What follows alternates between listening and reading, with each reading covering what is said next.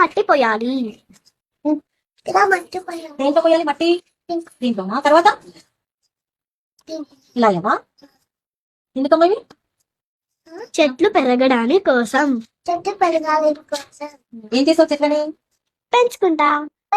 ఏంటో తెలుసా నీకు అసలు? ఏంటి? గోధుమ ఏం తెలుసా మనకి? శనగపిండి. శనగపిండి అమ్మ, గోధుమ పిండి. గోధుమ పిండి. గట్టిగా 31. 31. 31.